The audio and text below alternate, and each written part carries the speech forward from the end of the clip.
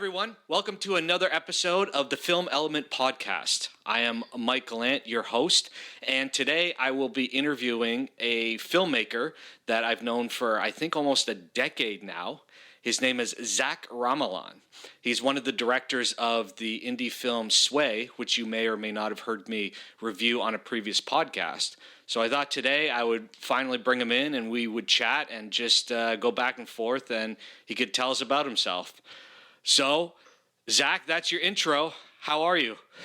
Oh, Mike, thank you for having me on your podcast. I absolutely love what you're doing, and I've watched a few of your episodes now, and I love that you're channeling that indie film spirit, and I think also targeting the Canadian filmmaking system, and I'm really excited to talk about Sway, movie making, and dive in deep with you. Well, that's incredible. This is not supposed to be about me. It's supposed to be about you. But you know what? I'll take that anyway, because that's the first compliment I've gotten on this podcast so far. So I'll never turn down a nice compliment. So much appreciated. Well, dude, get ready for them. Since you told me that you don't get them often, you're just going to get a bunch. And even though I can't see your face right now, I'm sure it looks stunning. Listen, I'm not a sailor, so I'm not fishing for these. But you know what? When a good catch comes your way, why turn it down? So much appreciated. But yes, that's great. I appreciate that you feel that way, because this is one of the reasons I wanted to talk to you, right? Is that I feel that there is sort of a kindred spirit between you and I specifically, and not obviously just you and I in this circle, but there's a lot of like-minded people that are sort of operating the way we have in the past few years to sort of make our productions and sort of get our names and our careers going and out there over the past, like I said, I would mark my start at this pretty intensely around 2017, 2018. It's 2026 now, so probably about 8 years or so. I feel like you might have been doing that for even longer, but I'm not sure. But yeah, that's the reason I wanted to talk to you, because I feel that what you do specifically, so for those who are listening and don't know who Zach is a filmmaker, and he's made a lot of really great shorts over, like I said, the past decade, many of which I've seen either in a screening or a film festival or even just online on my own off of his YouTube channel. And then on top of that, Zach has turned his YouTube channel into almost like filmmaking boot camp and given these really great insights into what it is to be an independent filmmaker, like a true independent filmmaker, almost a DIY filmmaker, and has provided just so much great information and inspiration to a lot of people who want to do it themselves. Is that a fair assessment, would you say, Zach? I think it is, Mike. And just for your viewers, I'm going to switch my camera angle up a bit now, because now I feel pressure that this shot has to look better than just I set my camera up. So while I'm responding to you, because I realize we can do this because we're not actually looking at each other on our chat. Right. Move my camera. And for those who are other filmmakers, you're going to learn that this is the art of shooting a better talk to camera. So one second, Mike. I'm fixing my camera. Yeah, no problem. For you. So I'll talk during that. So funny enough, I've been working over the past few podcasts to sort of figure out what the best lighting setup is for this podcast. And the first couple of episodes where I was just blasting the light right onto my face, I thought, oh, that looks great. And now I look back because I'm trying to put together all these little vertical clips. And I'm like, Jesus Christ. So I think I threw on a nice little ND filter. I sort of rearranged where the light normally sits, and I changed my position towards the camera. Actually, inspiration from guys like you who have been doing it longer and seem to really know what they're doing.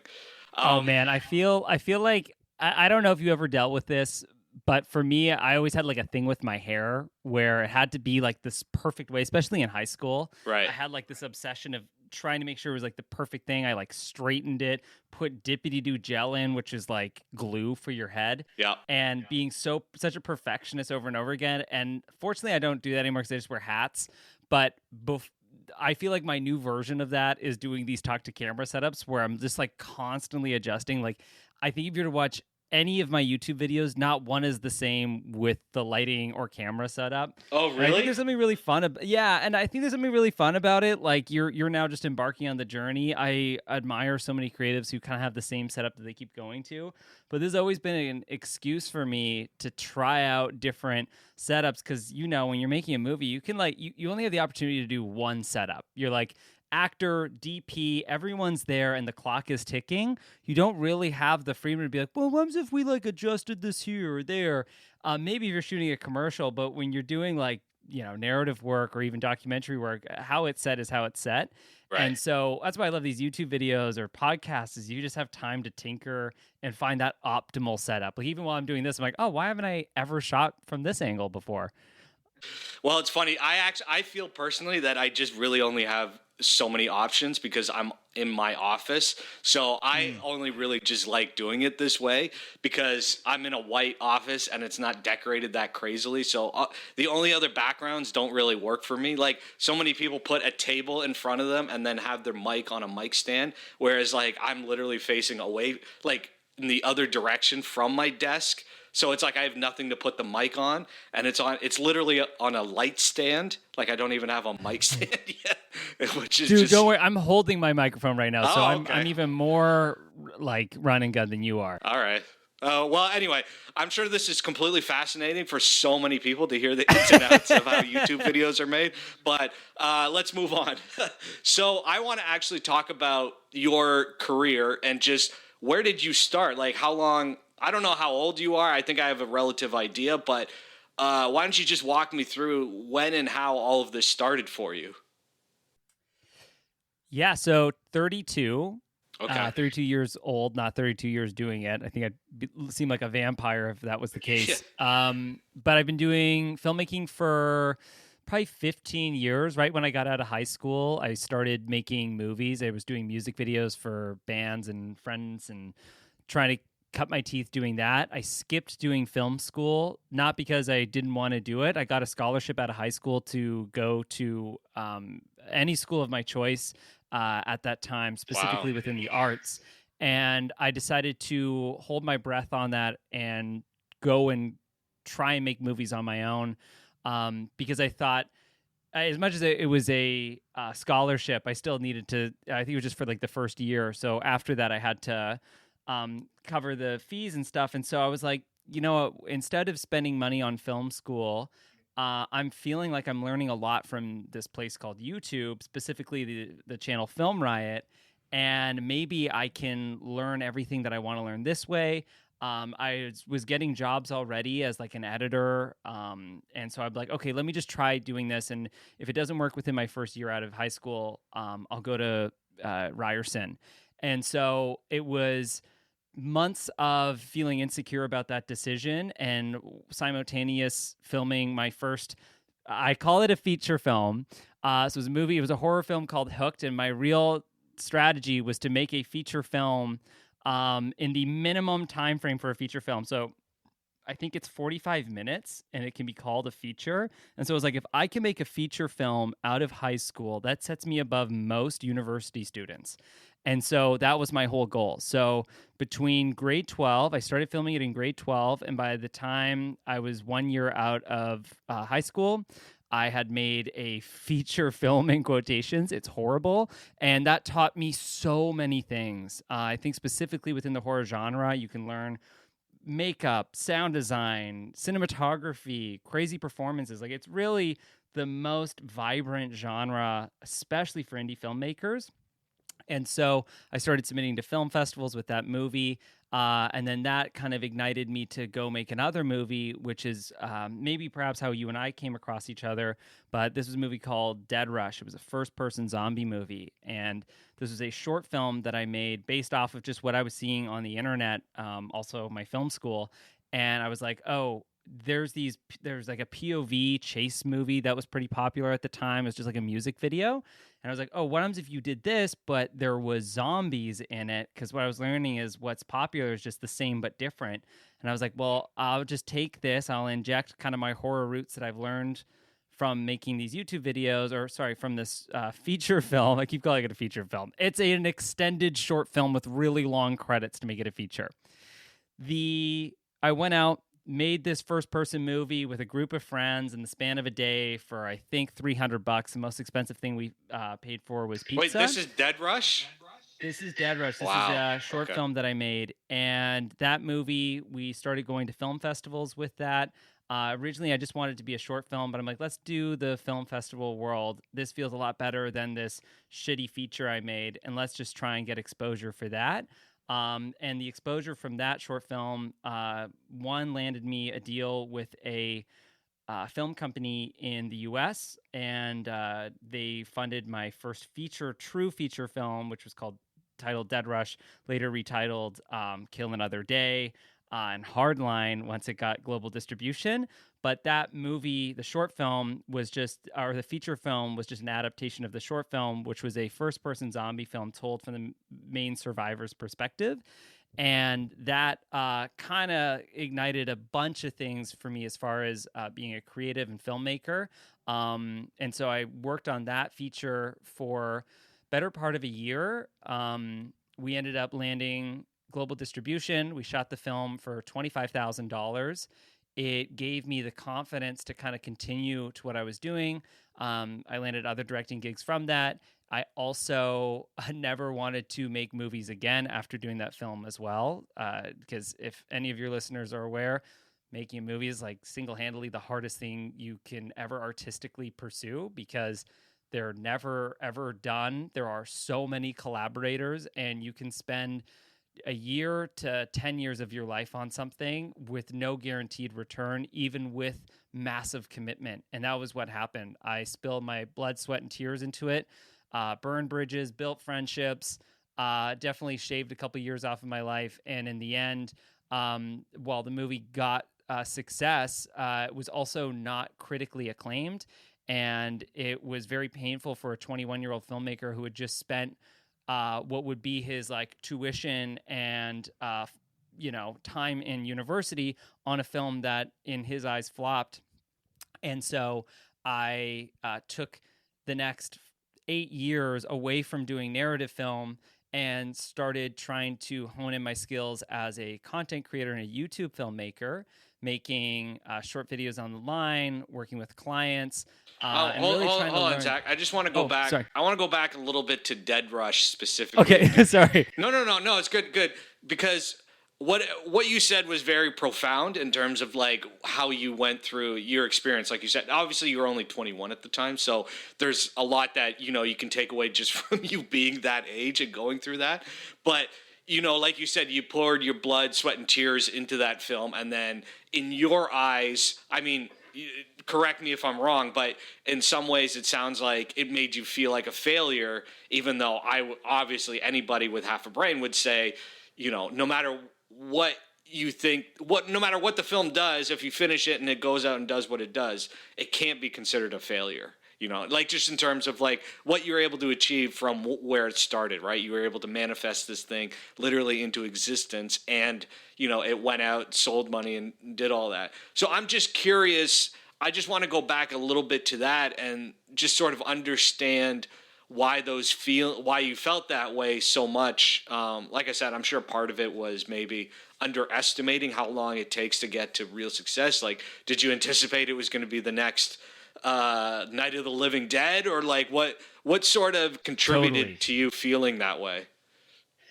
Yeah, it was 100% it. I think I was studying, the filmmakers to who I grew up on, which were, the Spielbergs or not Roger Corman's, the now I can't think of Night of the Living Dead director, not Roger Corman.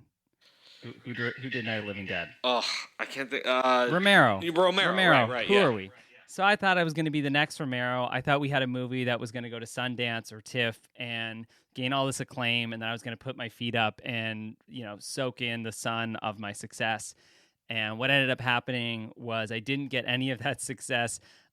Those who loved my short film disliked the feature film.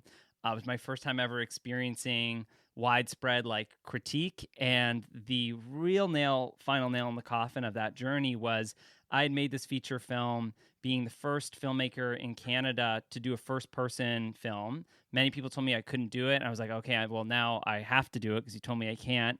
I had gone out and made that movie, And the film to which had inspired me to do my short film, that director too had been working on a first-person feature at the exact same time. And just collective consciousness, both those movies came out simultaneous. So my movie came out a week after this movie called Hardcore Henry came out. And it was the most devastating day of my life, where I think we were doing reshoots of our movie, and I saw the trailer for Hardcore Henry and saw that they had done it with $1 million budget. They did it in Russia so they could do, whatever the hell they wanted. I was doing it in Ontario, Canada for 25 grand and thought that was $1 million, which very quickly you find out that it's not. And, I think the news of seeing Hardcore Henry being bought and at this bidding war during TIFF, and then my movie coming out and people thinking it was a knockoff of that film without even watching it, was kind of just this like devastating thing where I'd spent a year and a half on this project, destroyed myself over it, and then found out that it was just a knockoff of someone else's project. And not only that, there was then another first-person zombie movie that had come out that same month. And then I think another POV movie came out. So rather than being this like cool first-person, first-time director, I was very much just the guy riding the wave everyone else was creating. Because obviously you had made that film that month or that week after you saw those movies. Like clearly all of the... Yeah, that's how you do it. Or you went to their sets and saw what they were doing a year ago and you said, you know what, I'm going to do the exact same thing and come out at the exact same time. Yeah, it's always hilarious when when people accuse you of being derivative of something. It's like, do you understand how long ago we shot that? Like there's no way to anticipate all of these things lining up like that. 100%, man. And like, I think that's, now when I look back at it with perspective, it's a blessing that people gave me that criticism or that I kind of was in that rut. And now I have perspective on that because I think now I can look back and go, wow, anything I make moving forward, I don't care if it resembles something else that's simultaneous, just somehow came out at the same time. Whatever I'm doing has its own flavor. And at the end of the day, like if I can make projects for me and for the experience of doing the project and then its success is the bonus, really every project's a win versus making that project and putting all of your chips in that basket being like, this is going to win. This is going to be my Sundance slam dunk.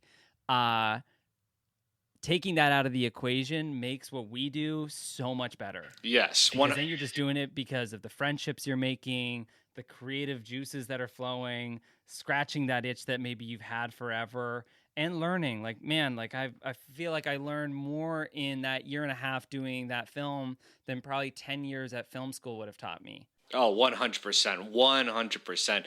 There's no better way to learn than to do. And I think the other thing, and I assume you have this perspective, and it was, like I said, it was probably a lot hard to see when you were 21.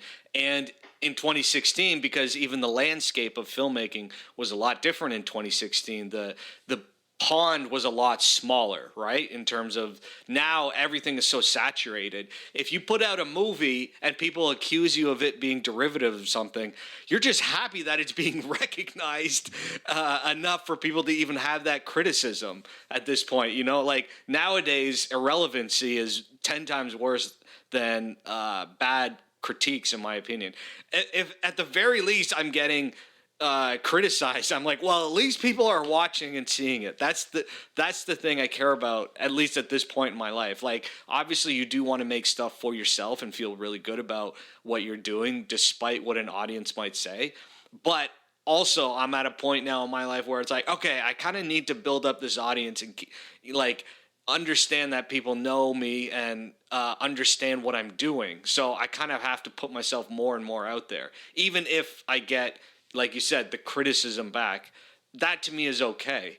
It's funny, my feature, Duchess of Cancun, is on a bunch of like high subscribed YouTube channels. I don't know if any of your films have gone through this, but so, I'll check it out, and on this YouTube page, it has like 80,000 views, or like there's other ones it gets up to like hundreds of thousands of views. And Man, you want to talk about criticism? Go through YouTube comments, right? Like those people don't hold back, and there's nice stuff There's in no there. filter. What's that?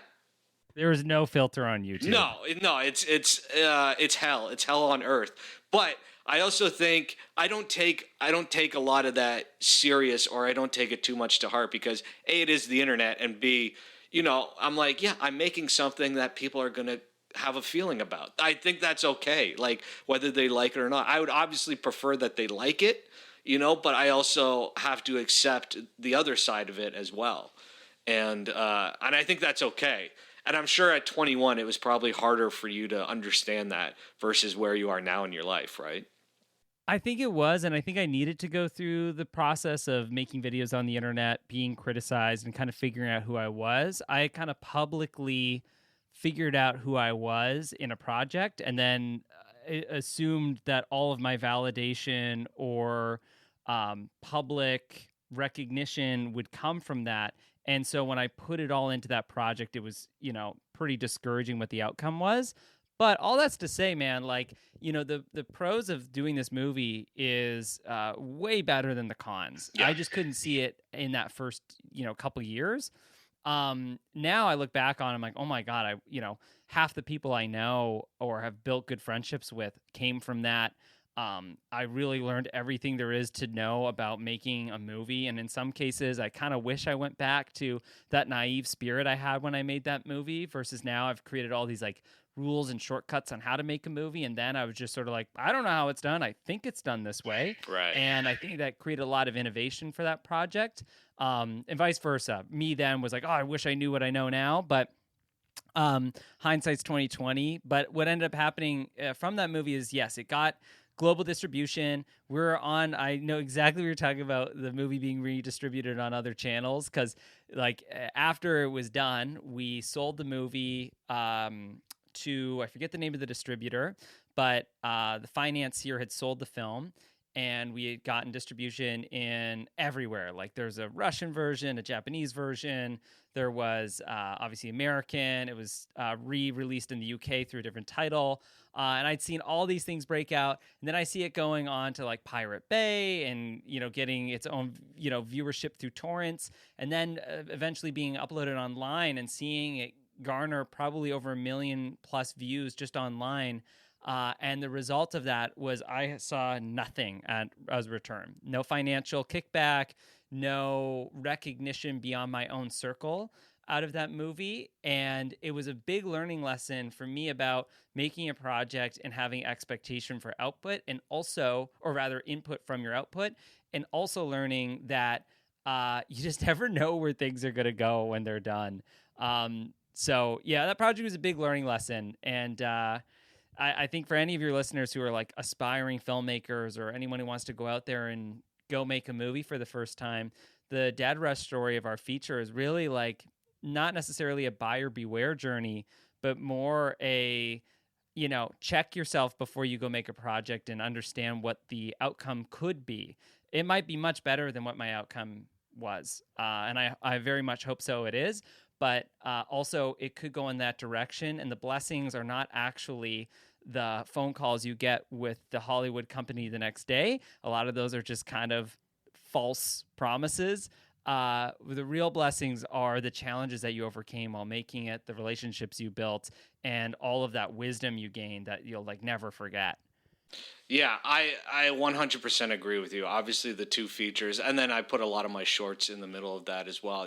Those are some of the happiest times I've ever had, was making that stuff. Like I can't even think right now of a project that I made, at least that I was like mostly in charge of, where I didn't have a great time doing it, whether it was the people I was with or what we were doing, where we were doing it, like all of that was just, I think Kevin Smith a few months ago put out a thing about his first experience when Clerks premiered, I believe at Sundance, or it might not even have been at Sundance yet. It was just like the first main screening he had done with a group of people in a movie theater. And he said he felt sick. He's like, why are these people swearing so much? This story doesn't make any sense. This is just terrible. And he's talking about Clerks, like the first Clerks movie, right? You can make that argument for the sequels, but certainly the first is iconic. But he said even despite feeling that way when it was over, he still said to himself, and he goes, I had never felt more myself than when I was on a movie set doing this. He goes, anything I had ever else experienced or done before or after making or shooting a film, he goes, nothing compares to what that feeling is. And just realizing this is the number one reason you've been put on this earth. Now, to me, obviously, he's a well-known, established, successful filmmaker. So it makes a lot of sense for him to say that. When guys like you and I say that, it's like obviously we've enjoyed middling to whatever success. I think even to some degree you've probably enjoyed more than I have. But I think to declare this thing where, I was born to be a filmmaker, I have no problem feeling that way, but declaring it is more tough. And I think as a family man now, and with all these responsibilities for my family, I feel less inclined to want to lean into that, because I'm also like, well, right now it's not working out the way I thought at the moment. So I have to make a decision of, do I continue down this road and keep trying to figure it out, or do I go this road? And it doesn't really include filmmaking, or at least directing, especially my own stuff. And I don't know, maybe you're at that crossroads yourself, or maybe, Sway is sort of giving you this new lease on life with your career, but I'd be curious to know your thoughts on that. Yeah, and I think it's a good segue so that people don't think it's some doom and gloom story of making your first feature and then never coming back. And I'm excited to hear what your trajectory looks like as well, because we haven't really caught up outside of this podcast, so I'd love to know more about where you're going. But at least with doing Sway, so I took, I would say 7 to 8 years away from doing narrative film, and I just started doing commercial work. I traveled the world, kind of found myself through doing client work in adventure movies, and then landed back doing shorts, and eventually making a feature film with one of my best friends, Charlie Hamilton, who wrote and co-directed the project with me. And that film came together very quick, faster than Dead Rush, which was, I think it was 3 years ago. Charlie gave me a phone call. I was just driving back from a little short web series me and my fiance were shooting, and he's like, "Hey man, me and this actor Emmanuel Kabongo, we're all putting money in. I'm putting $5,000 in. He's putting $5,000 in. We have a couple other people who want to throw some cash in. We're going to be shooting this in 3 weeks, 3 to 4 weeks." Something crazy like that. Maybe it was a month and a half, but it was very fast. He's like, "Are you interested in joining me on this journey? I'd love for you to co-direct it with me." He sent me the script. I read it twice in a row. It blew my mind. I'm like, okay, we have to go make this film. And that did reignite the excitement of making a film. A month and a half later, we were behind camera. We shot that film in 6 days. And then it ended up gaining some pretty cool recognition over the span of 2 years, playing at a variety of festivals that I'd only dreamed of playing at, getting actually good acknowledgement and acclaim, including yourself on your podcast, which was so awesome to hear. And it kind of did put the wind back in my sails to say, hey, this is possible. And it was really cool, getting the opportunity to go to Cineplex, which here in Canada is a major theater chain, and seeing our movie, getting a movie ticket, and then seeing the film on the little ticker tape that's above the cinema door, and entering the theater and watching your movie with a crowd of strangers who outside, you can hear them bickering about, or not bickering, but mumbling about what they're about to see. That, being a voyeur for your own film and a stranger in the cinema for a movie is one of the best experiences I've ever had. And just witnessing a film create an impact. And so that definitely excited me to make movies again. And in a different way. I think what I've learned, at least what my journey is not to make movies the traditional way. I've found that I've gained a lot of friction through doing that, and kind of carving my own path in a hybrid style. So blending all of the lessons I learned from trying to do something traditional like Dead Rush, while also merging the stuff that I've learned over the last 8 years doing YouTube videos and building out a channel of 145,000 subscribers, and trying to learn how do you work with audience, expectation, wants, needs, title, thumbnail, all that crap, algorithm, while also weaving in narrative storytelling and being a passionate filmmaker, and all the lessons I learned from watching Christopher Nolan movies and Spielberg and George Romero. Like, how do you weave that in too? And what I've learned is that there is a middle ground, and not many people are exploring it other than those who do internet videos. And that's what really excites me. Technology has never been so accessible. Technological advancements have never been so quick to change. Like, every day I'm looking at a new camera, AI thing, audio deal. And at the core of it all is storytelling. And for me, like, what got me to hold a camera, as I'm sure same for you, was the fact that you had like these crazy ideas in your head that you just needed to get out. And the biggest bottleneck for me was technology. And now it's like, well, technology isn't even a bottleneck anymore.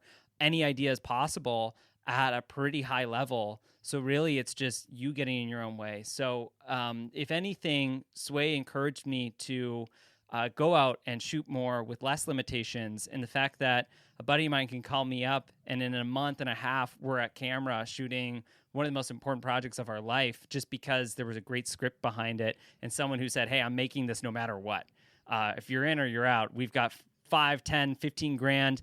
There's probably going to be more money coming along, but even if there's not, we're just doing it. And so that sort of relentless spirit encouraged me to just continue that. And now we're on our third feature that we're currently writing and coming up with and crafting that sort of hybrid spirit along the way. Yeah, and there's so many things I want to touch on, and like I said, this I don't even care if this one goes longer than usual, but there's so many different aspects of this I want to touch on. First off, when you talked about, when you were doing the feature, like the traditional sense, you said I don't know if you said you burned bridges, or you just said there's stuff doing it that way didn't work for you, or you burnt bridges that way. I think that's exactly what you said. Yeah. Correct me if I'm wrong. But what did you mean by that? Like, how did making a film a traditional way, in the Dead Rush way that you were talking about earlier, how did that sort of burn bridges for you and make you go, okay, this is not the way I want to do things? So making it traditionally didn't necessarily burn bridges for me, but I was flying off the seat of my pants with zero experience. And so whether it was shooting in a location and not being a responsible leader of that project and allowing crew members to stand on factory equipment that they weren't supposed to stand on, or crew members scraping a floor, to which then lost our location the next day. It's all really location specific. That burned bridges with me with these locations, which is a full other chat. So I think that's where the burning bridges came from. The traditional filmmaking style that left a bad taste in my mouth was the hierarchy of distributor kind of having full hands on your project after it's done, and you having no control of your baby once you've put it out in the world. And I didn't like that. I started learning that in YouTube, you could have full control of your project. And if you weren't afraid of the distribution model, you could actually dictate what audience would want to see it, or at least have metrics on how did they enjoy it? What do they think of it? And I think the director and lead creatives on projects are very much shied away from a lot of parts of the process. Even in the traditional sense, like if you're a director on a set, you're not allowed to hold a light stand. You're not allowed to touch the camera. That's the DP's job. The gaffer holds the light stand. You talk to the actors and the producer, and that's it.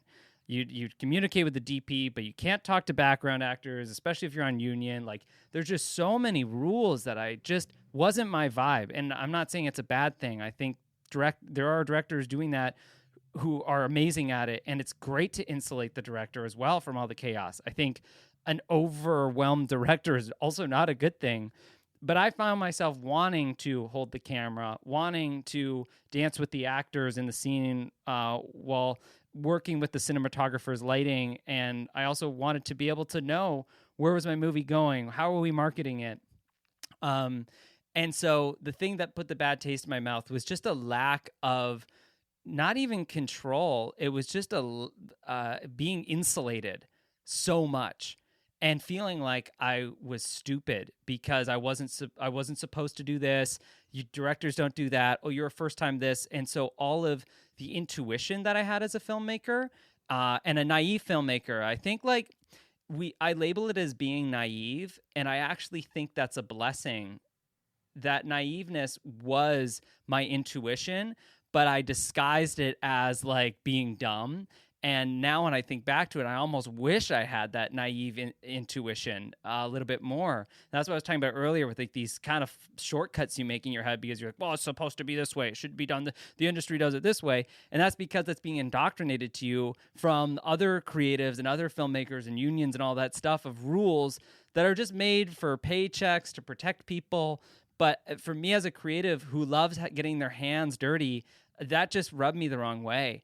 And so with future projects, like I want to hold the camera.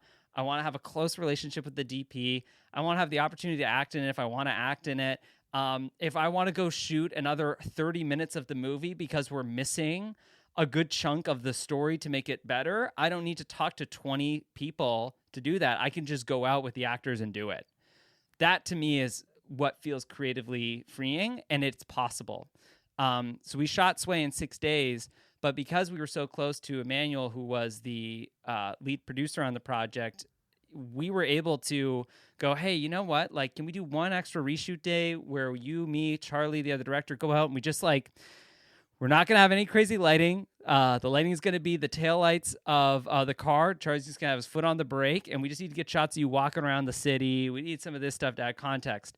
And we did it because we didn't have a list of producers we had to talk to. And that, to me, is what's exciting about the process. It creates a flow state that has no hierarchy. Yeah, and that's an incredible way to operate. Obviously, I have a lot of projects that I operate the exact same way. I hate having too many mouths to feed on a set, or I want elbow room on a set. I don't want 30 different people huddled into a room because of this or that. And then it's like, oh, can I turn the camera slightly? Can we just pan slightly to the left? It's like, oh, well, all that shit's over there. Oh, we got to move this light. We have crew. You can see through the window, all that. And I'm just like, all right, that's going to take another 20 minutes. So screw it. Let's just all do it right here so we don't have to get up and move around. And I find filmmaking like that extremely frustrating. Sometimes it's necessary. It just is what it is. But I find that really daunting and pretty frustrating personally. I think what you described, though, especially like what I like talking about with this podcast specifically is I like talking about the business of film because I think creatively, I think that a lot of that has been covered. Like, I don't think people should listen to me if they want to learn how to be a director specifically and how to do 3-point shooting and, master coverage. Like, this isn't why you would want to listen. What I want to help people understand is the business side of it, which I think is so misunderstood, but also underrepresented in the education of. And I think that's 80% of what we should really be focusing on.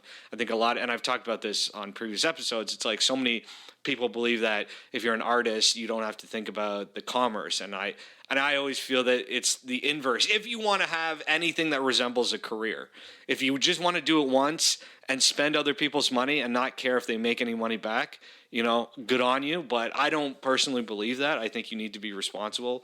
If you're given money, even if you're spending your own money, like if you spend money that you don't have to worry about ever seeing again, good for you. But if you want to have a family one day, or if you have a wife or whatever, and you want to be responsible for other people, do you want to put your children in debt? And this is all advice I should probably heed myself. Well, if I could just piggyback off of that for a second, commerce, we have this diluted perspective of commerce because we connect it to Disney trying to make more Marvel movies to sell toys or rides or cruises, And I think that trickles down to thinking that the big man is trying to control stories. But on an indie level, commerce is eyeballs. It's an audience. So if you want your movie to make a lot of money, really what you're saying is you want a lot of people to see your movie. You're not trying to sell toys, not at least at our level. And maybe at one point that will be my thing, but I have zero interest in doing that. I just want lots of people to see my stuff, not out of a selfish way, but I feel like there's people who resonate with what I like, and I like what other people resonate with. And I think community is kind of what we're seeking right now. And so for me, it's like I just want to make like a community hub, which is a movie. And the best way for that to exist is through funding and financing and money return so it can continue. So I think the businessification of art is a necessity for it to be sustainable, but also for it to exist in general. If there's no money coming in, no one's seeing your work, so you might as well have just made it for yourself. And so I love your perspective of thinking about, you want to raise a family, you want to take care of people, like that's huge.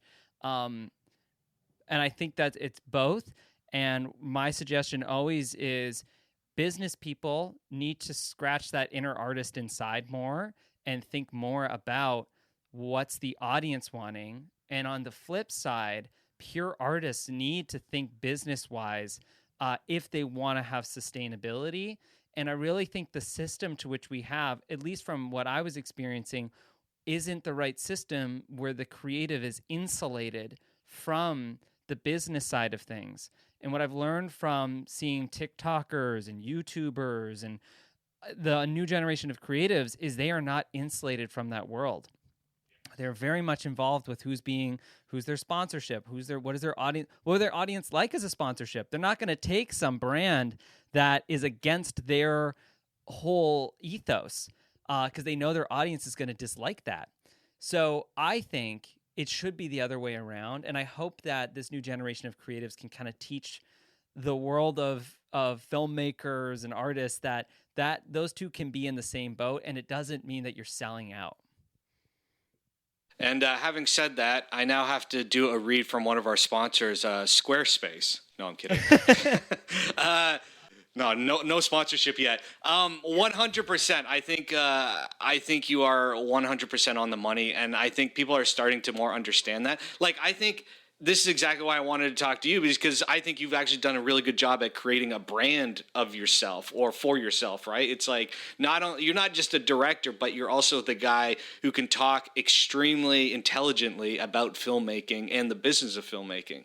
So not only and I think that's what, everyone knows what Martin Scorsese looks like. Everyone knows who Steven Spielberg looks like, right? So I think to hide behind that doesn't make any sense anymore. And I know a lot of people try and do that. A lot of people I work with do that.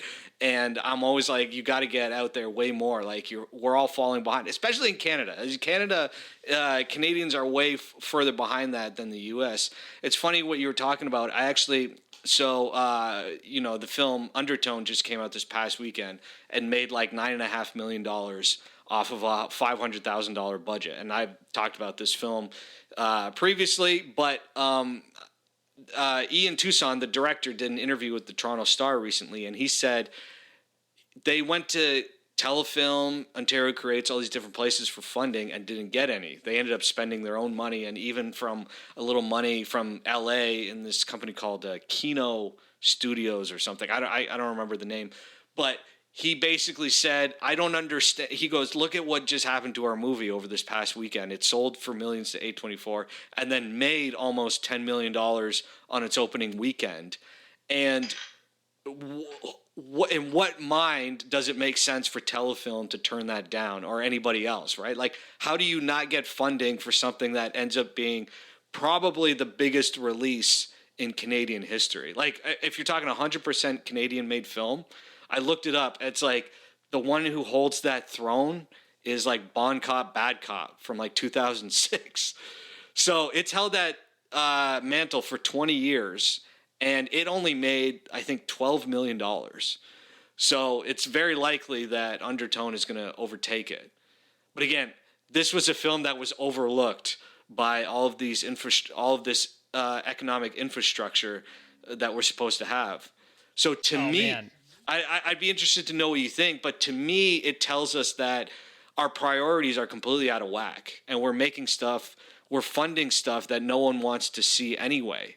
And I'm not going to paint that with a broad stroke. There's a lot of Telefilm movies out there that are very accessible and mainstream, but probably not nearly as much as they should be, and they're using taxpayer money to basically throw that money away. in a lot of ways. Well, something else that was in that article, because I read it this morning, Oh, okay. and Ian also brings up that I'm pretty sure he says, and so don't quote me on this, but I'm pretty sure he says, like, also in that system, no one is held accountable for not succeeding as a grant system, right? Like, Telefilm has however many millions, if not billions, of Canadian tax dollar money allocated forever. For I don't know how long Telefilms existed, but these grant systems have existed for a really long time, and no one is accountable for the lack of success. Like, no one's getting fired because they didn't have a win. They stay on the committee, keep funding movies that are losing money and making our country publicly not look great. Like, I grew up with my parents saying, I remember watching movies with my dad, and we'd throw a movie on, and he'd flip the channel within 10 minutes because he'd say, it looks Canadian. And I never knew what that meant until I started making movies myself. And I was like, oh, Canadian just looks like an uncanny American film. Yeah. It looks like we tried, and we got It's the the stamp Temu of version of the U.S. It's the what? It's the Temu version, like Amazon versus Temu. That's what it is. And I think, like, it's just been acceptable to be subpar because, like, just finishing is the accomplishment in this country. It feels like it's like, oh, you did it. You did the Canadian film festivals, or you got to one international, and you did it. You got money, and that's great. And maybe you're celebrated in our country, but beyond that, like, we're not a global film. We're not Undertone. And what encouraged me, not only with Undertone, but also this year we had Nirvana, the band, the show, the movie, which was another global success. Yeah. Mm-hmm. And both movies show me that we can make bold films here in Canada. And fortunately, Nirvana, the band, the show, the movie was funded by Telefilm. And I hope that movie shows them that, hey, our traditional way of funding films isn't necessarily the best strategy to garner international acclaim. Like, with what my parents had said, like, oh, it looks Canadian. That's actually so untrue, because Canadians are some of the best creatives in the world. We have some of the best exports, but that's all we have is exports. Everybody leaves. Like, I blew my mind when I found out James Cameron was Canadian. And if Denis Villeneuve didn't have a French accent, I would have never thought that he was from Montreal or Quebec. And so you just assume that these people are from everywhere but here, but really they leave so they have better opportunities. And it's like, there's something in our water that creates great talent. It's just now the talent wants to stay because of the systems. And so I hope movies like what our friends are doing is an indicator not only for up-and-coming talent, but these grant systems that, hey, we need to start making bigger swings, or else we're just going to sink under the shadow to which we have of America. And I mean, it's unavoidable. Let's be honest. We have the same accent. We speak the same language. Our culture is heavily influenced by theirs, right? Yes, we have some European flair in Canada, but mostly, 70% of us live within 100 miles of the U.S. border. It's unavoidable. We're basically North Dakotans or,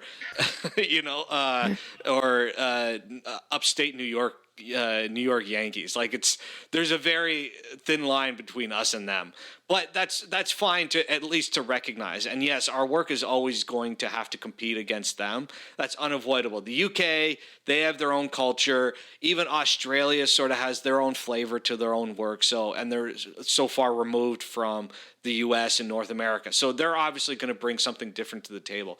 Canada has a much taller hill to climb because we're so similar to them that it's hard to make an identity for yourself that is interesting, But that said, I've been very impressed over the past, I would say, 5 to 10 years. And I think technology has actually played a part in that, in the way we have sort of carved out an identity, or not even an identity, but we've sort of carved out our ability to compete with their creatives on that front. Like, there's a show I love called Office Movers, and they shoot non-union. Like, that's how low key this film is. And I watched season 1 almost in a day, and I think I watched season 2 in one night. Like, I was just laughing beginning to end, and it had such a unique identity that is very specific to, if you've ever gone to school in North York, like I went to school in York University for 2 years. So I know the guys, I basically can recognize the personalities that are in that TV show. But anyway, I digress. What I'm saying overall is that I think that we have this separation, but it's fine to recognize that, listen, we're going to have to compete. So we can't compete on a monetary level. Let's at least compete on a creative level. And I think Canadian films have actually done a pretty half decent job doing that, at least in the past couple of years. I would put Yourself, like, I think Sway is an interesting film to sort of put in that mix. I think, I think some of the stuff I've done has been interesting, and even I've shot some stuff in the U.S. And even a film I edited called It Feeds came out a year ago, and that one did pretty decently in North America. Like, it felt like any other U.S. horror release, but there was nothing U.S. about it. American, not even like Undertone, at least at A24. It Feeds was like just a Canadian release, and it did pretty well. So I think there's something to what we're doing. But that said, I want to go back to Sway a little bit, because I think we've touched on it a little bit, but I'd be very curious as to sort of walk me through when, like, I've heard a lot about how you guys made the film and all that stuff is great, but walk me through, after you guys went through this film festival run, at what point did you land at your distributor, and then how did, these past couple of months come to be, I guess? Sorry, how did the last couple months come to be? Like, you had your premiere at Cineplex, right? You had your big release in Canada there. So how did that come to be in terms of, like, once you guys, like, how did you find your distributor, and then how did it lead to its, like, limited theatrical release? I guess I would say, because a film of that size usually gets a straight to, streaming release. Like, they don't usually do theatrical. So I was just curious how that happened. We were really lucky to be acquired by both Raven Banner and Breaking Glass. Raven Banner is the Canadian arm that is the distributor, and Breaking Glass is the US. And our producer, actor, Emmanuel, really fought hard to find the right distributor. And we had a lot of offers. Fortunately, Raven Banner was one of the first people, like, they reached out, I think, as soon as they saw the first trailer and were eager to be a part of this. Finding the American distribution was a little bit more difficult, but both Emmanuel and James Stewart, our other producer, were very passionate on the back end to make sure that the film found the right home and that we weren't kind of selling ourselves short. And so we were patient. I think part of the process is being patient. And waiting for the right thing to come. And listen, like, we made a movie that when it came out and played its festival circuit, there were plenty of offers from, like, Steve Harvey's company, BET, I believe Spike Lee rather. Like, plenty of offers came to us, and all of them fell short. And they were like, $1 million+ offers. Wait, what? Hold on. What do you mean? Fell short? As far as a distribution, or at least $500,000 and more, to take the film and distribute it on their platforms. Because there's hold on, Zach. So they're offering you like $500,000, like upfront as an MG, or? Like, listen, my frustration in this world is being insulated from some of it. Okay. But the talk was that we were going to get some pretty good offers and deals, because our film kind of scratched the itch of what these platforms were looking for. Okay. But at the end of the day, man, like, I'm sure you know this, we experienced it with Dead Rush, experienced it with Sway. There is a lot of talk, and talk is so easy. Okay. And so I think people get really excited in a meeting room and everyone goes Tony Robbins, rah, rah, rah. But then when it comes to pen to paper, like, and listen, it's probably not excuses. It probably is genuine circumstances. But most times that I've been in these situations, something goes bankrupt, or we don't have budget, or, or new management. Like, whatever way it spins, those pie in the sky goals diminish. And so we ended up not going with those platforms, and I'm very happy with where we ended up. But there was, some pretty big offers on the table for our project when we had completed it. And I don't think we're closing the door on any future ones. Like, these are just the distributions for rental and VOD, but we don't have any streamers yet. So there's multiple avenues when you make a film. Your first is sort of your your festival run, and that's to kind of garner attention. And we played, I want to say, like 30 to 40 festivals across North America, and made it all the way to Africa for the Pan-African Film Festival. And we got to play at Whistler Film Festival and did all those things. And so that's stage one. And then stage two is, hopefully at that point, distributors are there and see your movie and go, hey, I want to take your film and shop it around and give it a home. And so that's what we went with. We found a sales agent who picked up the movie and found, I don't know if it was a sales agent. I think it was a blend of both sales agent and a manual, kind of finding the final home for our project, which was Breaking Glass and Raven Banner. And then Raven Banner believed in the film so much that they wanted to do a small Canadian theatrical, with the opportunity for it to kind of get a bigger one if the stars aligned after its initial release. And so we were able to extend our theatrical at Cineplex in Toronto, and even in the US through Breaking Glass, we were able to play at theaters in LA. Oh, great. And I think a couple other ones in the US. And I don't necessarily think that's to generate a big income. It's more to drum up attention around the film, and especially in an era of social media and getting people, taking photos and going to screenings. That really helps out a lot, and it definitely helped our film. It helped legitimize it. And then, we were able to be on like a big billboard in the center of Yonge and Dundas Square. And all of those things, I think, helped make our film feel bigger and more legitimate in a sea of a lot of loud movies. And so that's how it ended up kind of playing out. And then now we're on digital, like video on demand. So you can rent the film on Apple TV Plus or Apple TV, Amazon Prime, Google Play, and YouTube. Yeah, and that's great.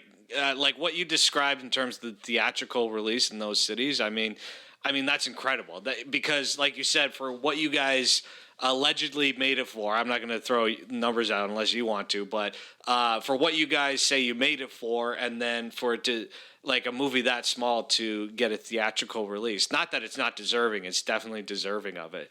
And like you could feel it when I saw it at the Cineplex in Dundas, at Yonge and Dundas. It definitely plays well to an audience, which is great. And I was in a completely full movie theater. I think that was still the main release, because you weren't there, I believe. Charlie was, or were you there and Charlie wasn't?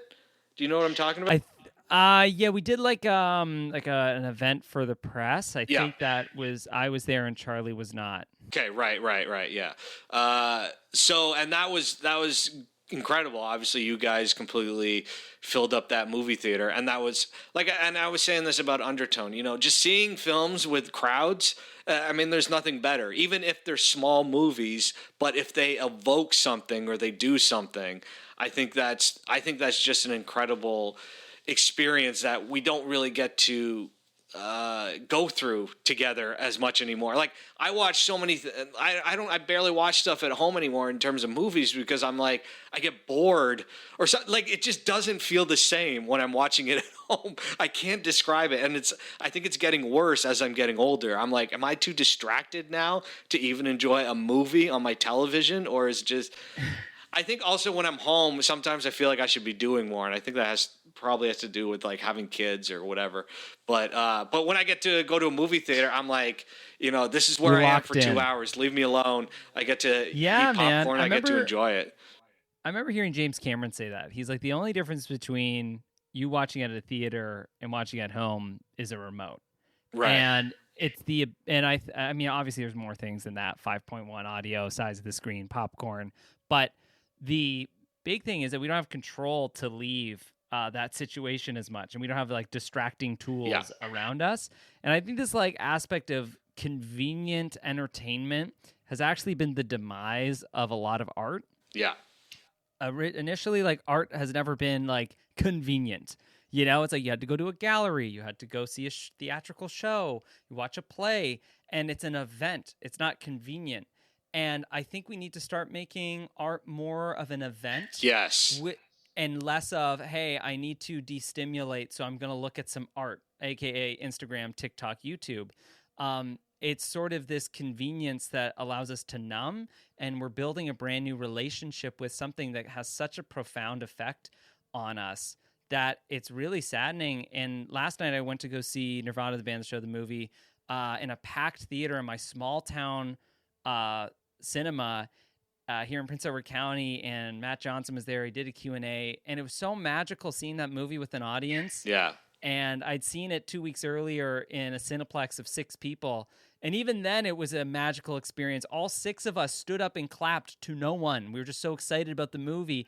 But I'm not doing that at my home alone. I'm not standing up and clapping to a movie in my living room. But because there was even just 6 of us, we were so excited. And so I think making art an event, and it really comes down to, I think, both creatives and consumers. I think consumers need to start to appreciate films in a different aspect and art in a different way, but that's too much of an expectation for us consumers. I will put myself in that bucket. Well, I mean, does come from. Oh, sorry. I was just gonna say I hear a lot of chatter about that. You know, the generations coming up want to watch everything on their phone, blah blah blah blah.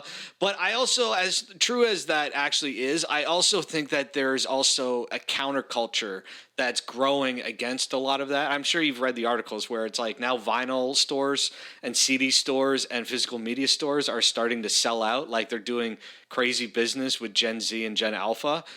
Because they want to own stuff. And it's weird to think, it's like, oh yeah, this generation didn't even have a physical version of any movie. They just have to watch it all as streamers or rentals. Whereas like I still at least have a little bit, I got rid of a lot of my physical media, like the DVDs. I just think SD, I have no desire to watch a movie in SD ever again.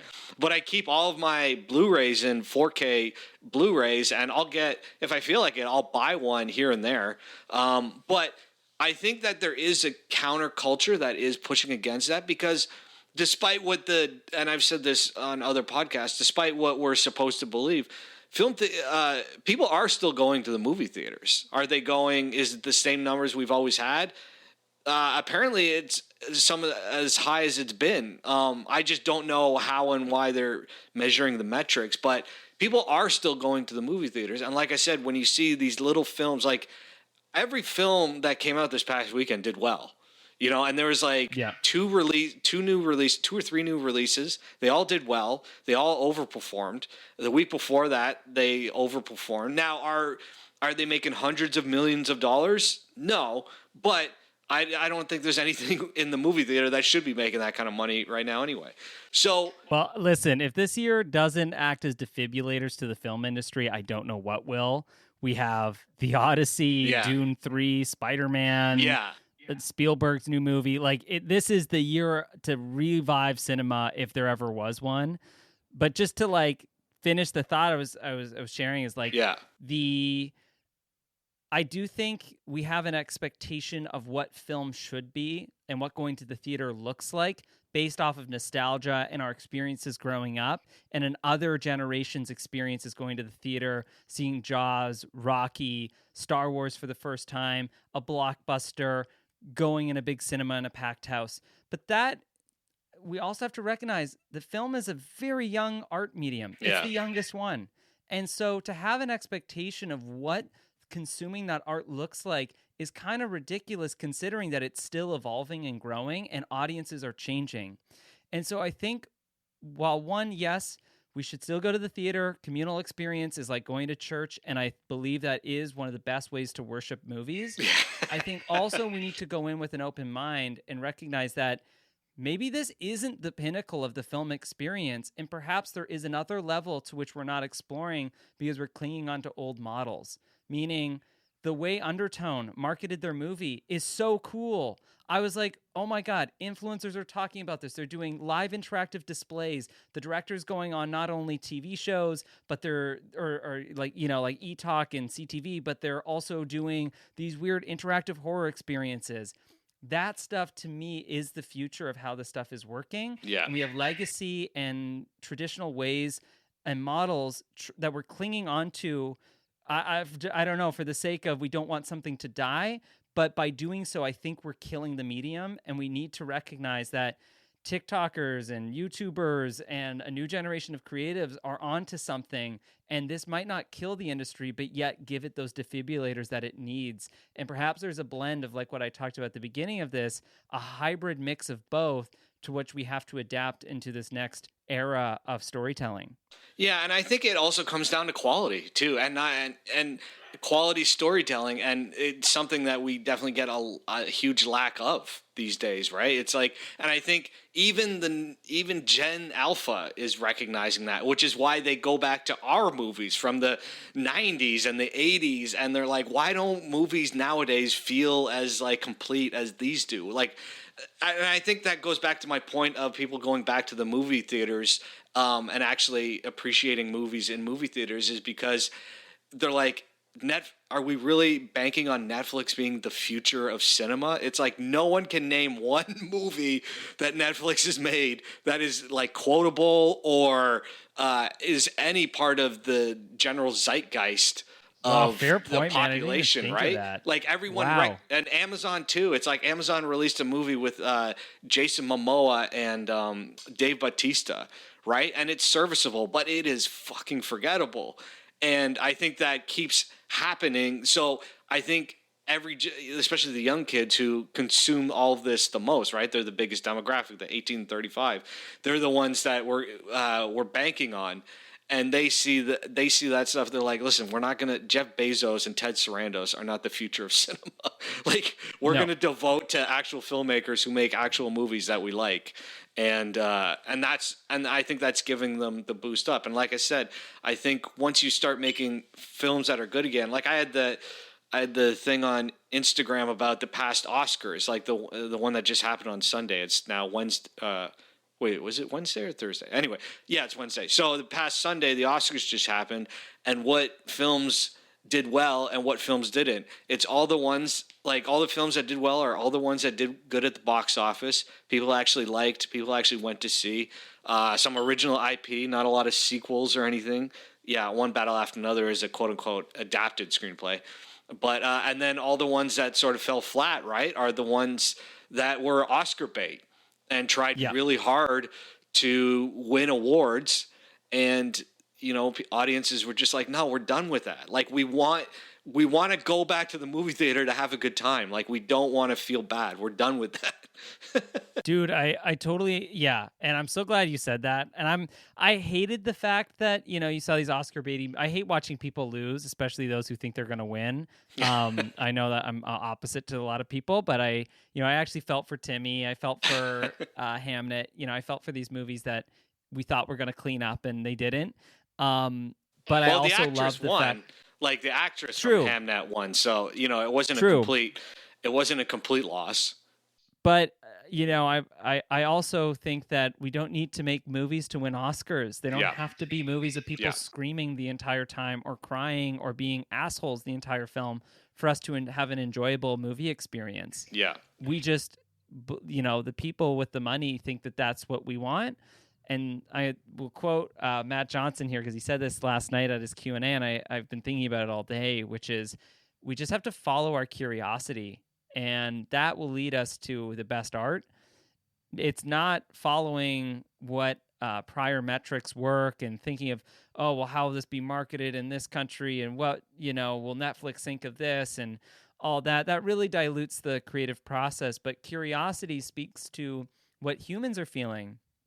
The movies that are succeeding at the box office, like Sinners, scratched not only Ryan Coogler's curiosity, but also an audience. What if you had vampires in this era and we brought in soul music part of that? That's an interesting curiosity.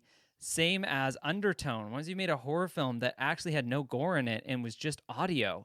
What if you made a feature film around two buddies based off a web series that's very niche?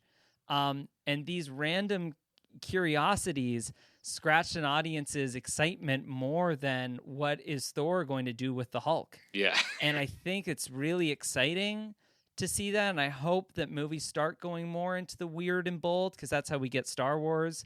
And I think we're much like lacking a lot in the weird curiosity originality world, and really trying to check boxes off of what past metrics work, not only with like American companies with like Disney and stuff, but also like what we were talking about with Canadian films. It really feels like the stuff we're making is just the stuff we should be making, not the stuff that scratches a curiosity like Undertone.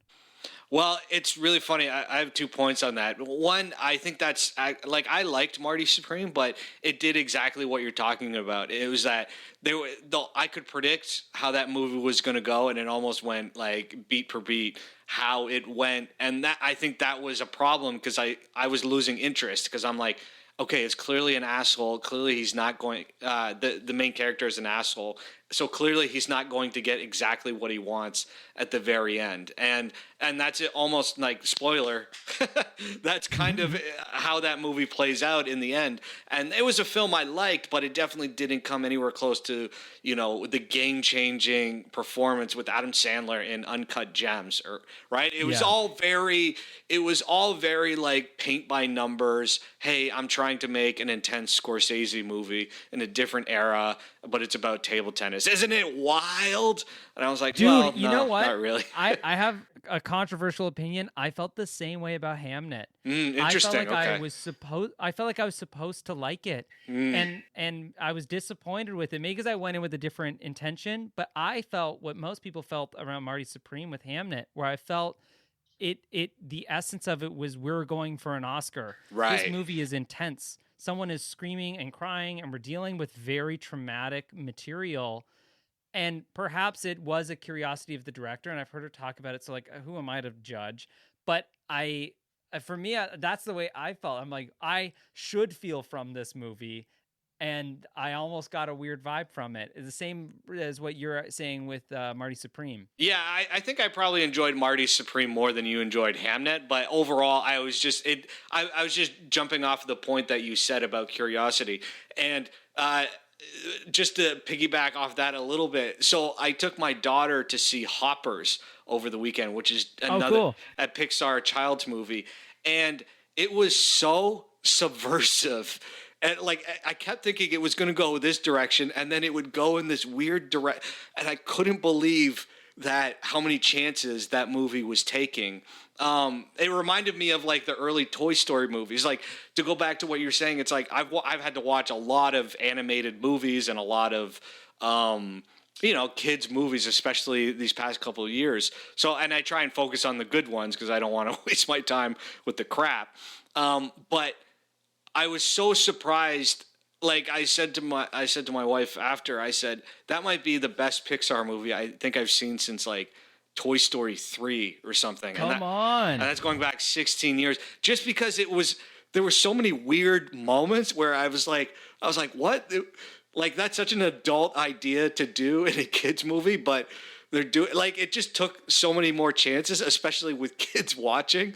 Like, there's a moment or two where I was like, I don't know. I think it's okay for her to be watching this, but and I was kind of happy that I was like starting to feel a little bit nervous, and because all the other ones I've seen with like Elemental and Leo and like all these other ones, it's just so what you're describing, right? It's like exactly what you think they're going to be, and that's fine. But I was really I was laughing my ass off during like the second half of Hoppers nonstop, and then B, I was just so happy and impressed with the chances that they were taking.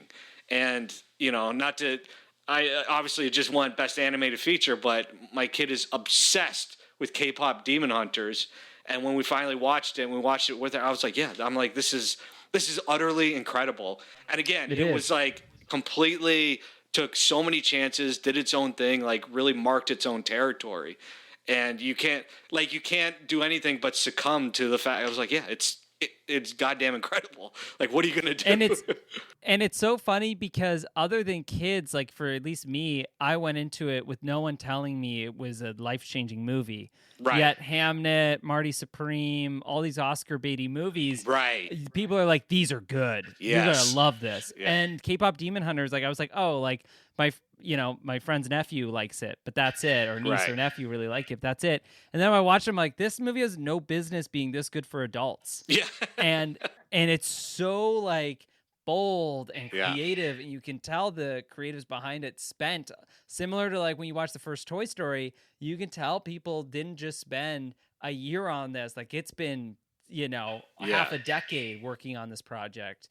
And it's nice to feel respected as an audience too. Yeah. And I think like, in an era of us being afraid of AI, humans will always want to watch other humans achieve excellence and Yes. do the very best they can. That's why there's no category at the Olympics for robots. We would have, even if robots would be interesting to watch, we have zero interest in seeing them win or lose because we want to see us win or lose. And I kind of thought that when I went to Cirque du Soleil and I'm watching these, performers do these crazy things, and I'm like, wait, if I saw robots do this, 'cause I remember seeing like the Spider-Man animatronic at Disneyland doing that. He was doing like a cool flip thing. I'm like, the equivalent would be nothing because there's no stakes, there's no awe, there's no relatability. And so watching something like K-pop Demon Hunters or Hoppers, those movies, even though they're animated, even though there's not a real human in it other than the voices, you can tell that the blood, sweat, and tears of artists were in that. And I really think that's going to define the future. So long as we like continue to put that in our projects and not just use cheat codes and metrics and understanding an audience through Netflix algorithms, and really look at curiosity and what we want to just try and make better as far as the craft goes. And I felt that very much so watching K-pop Demon Hunters, and likewise with Nirvana's Band Show the movie. Both those films, I'm like, wow, you could tell people really tried hard on this. And audiences will give you, like, they will reward you for that. You know what I mean? Totally. Like that's the thing at the end of the day that everyone needs to understand. It's like you can do the paint by numbers safe thing all day, and you play it safe, but audiences will, like, if you do it from a real place and you take swings. So I actually watched a retro a look back on the Matrix trilogy, right? And obviously everyone considers the sequels subpar to the first one. I think that's not debatable. But those sequels, especially the second one, made a insane amount of money. Like, I only saw the Matrix once, but I saw Reloaded. I think I ended up seeing 3 times because I was in high school at the time. And I recognize even then that it's an inferior movie to the first.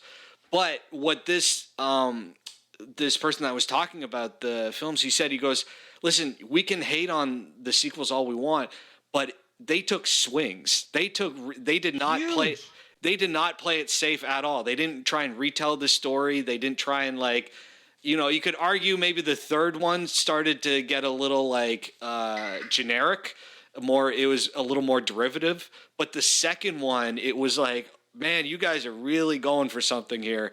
And, they were rewarded financially. Reloaded made a lot of money, but obviously, in hindsight, everyone considers it not as good as the first one. But it also has a pretty big shadow to live in. Yes, one of the biggest. And it still has people like me that like huge parts of it. Like, I'll still watch it at any point, right? But it's man, the scene with the architect, like, that just, like, to me is like one of the greatest movie philosophical thoughts ever in a film. Yeah. But it's like I said, it's just to have the expectation of the first one and then to pull off stuff like that. It's like, all right, man, like, you're really trying to go for something here. And, but again, like I said, I think audiences will always not always, but try and reward people who come from those real places. But at the same time, and this goes right back to everything that we've been talking about, you still need proper marketing. You still need to advertise the film in in a good way. Yes, word of mouth always helps and will get a film over certain finish lines, but you really need that strong marketing to help push that forward, whatever that looks like, whether you're making a small movie like you and I do with Sway and the stuff I do, or you have $100-200 million blockbuster. And to bring it all back home, I think exactly what you guys did specifically with Sway, that movie was everywhere, especially leading up to that release that you guys did. I guess it was in January, right, or February? I can't remember. One of those months. Yeah. But you were going up to that month, and you guys did such a good job pushing it that obviously helped get butts in seats. And I think you utilized all the new technology that we got to be doing in the way of thinking about it. I think so, man. And I think leaning into current technology and really like the big lesson I've learned throughout all of this is like no one cares. And as much as you care and think someone cares, no one cares.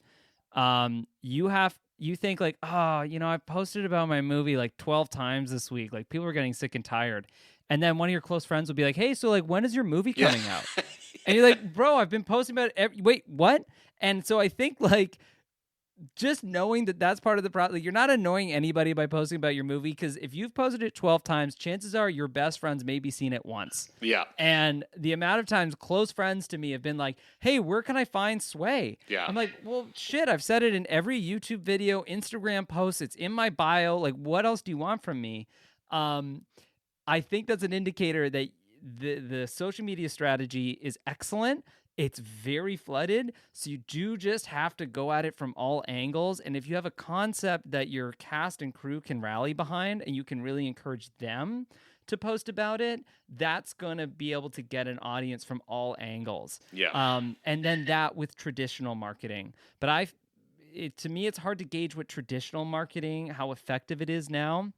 And I really learned from seeing what both the two greatest Canadian exports of this year have been, Nirvana the band and Undertone. Both of them leaned heavily into the social media aspect. Yeah. Going on podcasts, different YouTuber shows, and it wasn't, a lot of them that I was seeing weren't even million plus subscriber channels. It was the smaller channels, because what they knew is they could get quantity over quality. And if a quantity of people are talking, that almost overrides the big, mecca channels. If you got one or two big channels, that's great. But if you got thousands of tiny voices, that's huge. If you have 1,000, true fans, that's what's going to get your movie going. And I think moving forward with our next project, that's exactly how I want to take it, and not strive for. I'm just going to inject just one other philosophy about this stuff, and then we can wrap it up. Yeah. But there's a legacy way of thinking about your film's final footprint, which is, I think, more ego driven, where you think, oh, I want to get on Netflix, I want to play at Cineplex, I want to go to Sundance, because you want maybe your parents or your younger self or maybe some of your friends to be like, oh, they did it. Yeah. And you want that pat on the back. But looking at example, and it's a horrible example, but looking at someone like Mr. Beast on YouTube, he's someone who has built an entire career out of never needing Amazon Prime, or needing a Netflix. Yeah. He is a successful creative by following what was current, and then Amazon Prime needed him.